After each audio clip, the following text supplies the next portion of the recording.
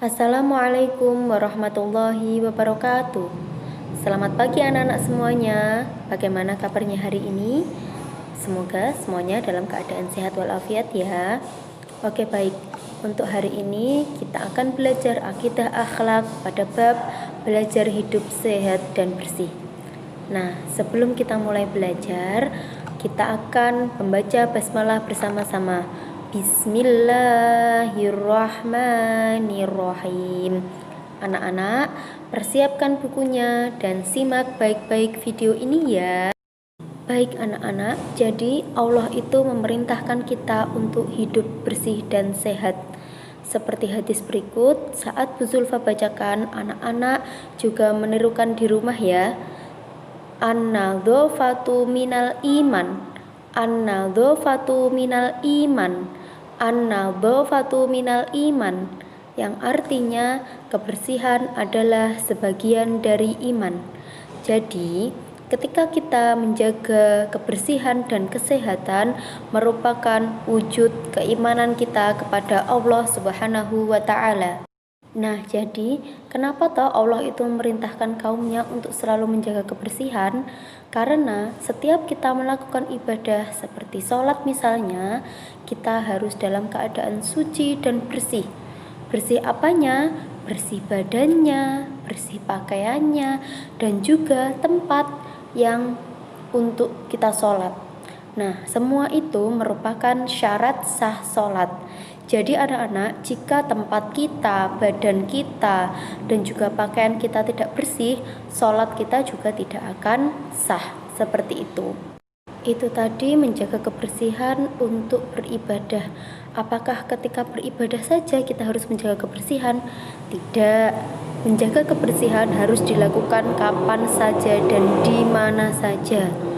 Kita semua harus selalu rajin mandi, membersihkan diri, membuang sampah pada tempatnya, membersihkan rumah, juga berolahraga setiap hari supaya badan kita sehat.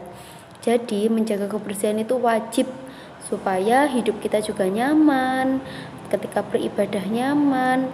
Nah, anak-anak ketika badannya kotor pasti juga tidak nyaman toh. Nah, seperti itu. Makanya kita harus selalu menjaga kebersihan di mana saja dan kapan saja.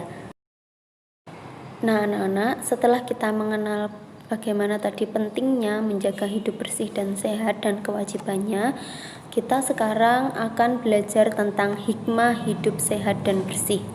Hikmah itu apa toh? Hikmah itu merupakan keuntungan kita untuk menjaga hidup sehat dan bersih. Yang pertama yaitu kebersihan dan kesehatan badan penting untuk masa pertumbuhan.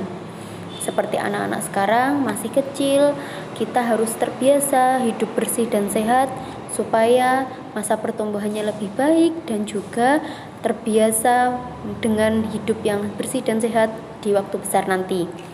Yang kedua yaitu kebersihan dan kesehatan badan membuat kita terhindar dari penyakit. Ingat anak-anak, kita sekarang sedang di masa pandemi. Ketika kita tidak menjaga kebersihan dan kesehatan badan secara baik, bisa saja penyakit-penyakit di luar sana hinggap di tubuh kita atau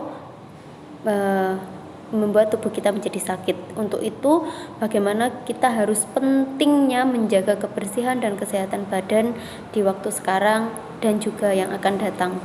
Dan yang ketiga yaitu menjaga kebersihan dan kesehatan membuat Allah semakin menyayangi kita. Ingat tadi bahwasanya menjaga kebersihan dan kesehatan merupakan sebagian dari iman.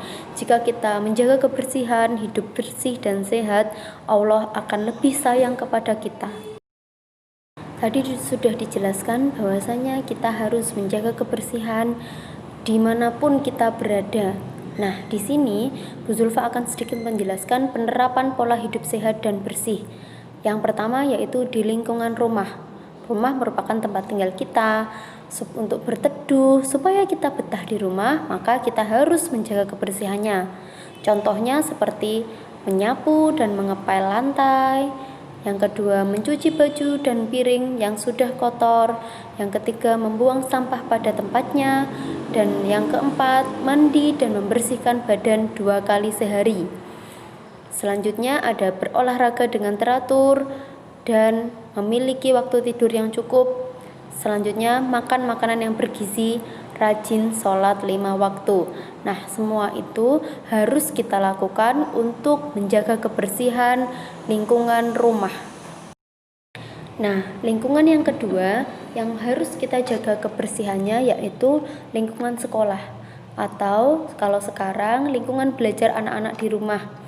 Karena kita belum sekolah, ya nanti ketika kita sudah masuk sekolah, kita juga harus menjaga kebersihannya, dengan cara membersihkan sampah dan debu di kelas. Selanjutnya, membuang sampah di tempat sampah dan memakai seragam yang bersih dan rapi. Selanjutnya ada menjaga kebersihan alat tulis. Nah, anak-anak yang membawa alat tulis sendiri dijaga kebersihannya. Selanjutnya, tidak membolos saat pelajaran dan tidak jajan makanan sembarangan. Nah, kalau anak-anak jajan makanan sembarangan, makanannya tidak sehat, nanti bisa sakit.